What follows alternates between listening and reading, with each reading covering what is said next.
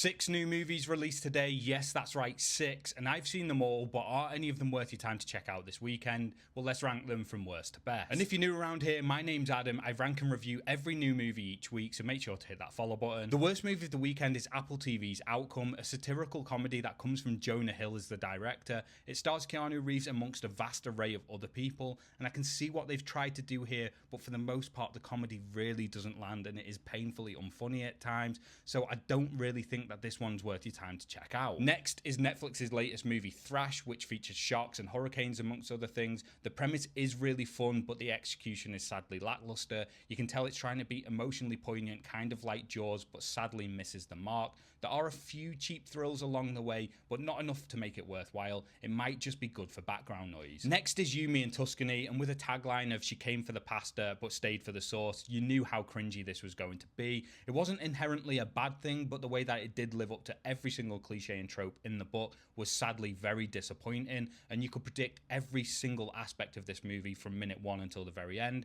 I know I'm in the minority here, but I don't think this is a worthwhile trip to the cinema. It's one that I would avoid. Then we have Beast, which is Russell Crowe's latest movie. This one's about a group of MMA fighters, including brothers, which does have a remarkably similar premise to Warrior from a decade or so ago. There is just about enough here to make it unique enough to stand out, and the action sequences are choreographed phenomenally well, so I do think this is worthwhile trip to the cinema. Second is Faces of Death, which was billed as a remake of a 1978 cult classic, and whilst it does pay homage to the original movie, this is anything but a shot-for-shot remake. Instead, it has some of the best social commentary on modern day social media usage that I have seen in an awful long time, and if this doesn't question your own usage, then I don't know what will, so this is definitely worth the trip down to the cinema to go and see. But the best movie of the weekend is Exit 8, an adaptation of a video game with the same name, and this is by far one of the best video game adaptations that we've seen so far. It won't be for everyone because it's about a guy that just gets stuck in an endless loop in a subway, but if you were a fan of the game,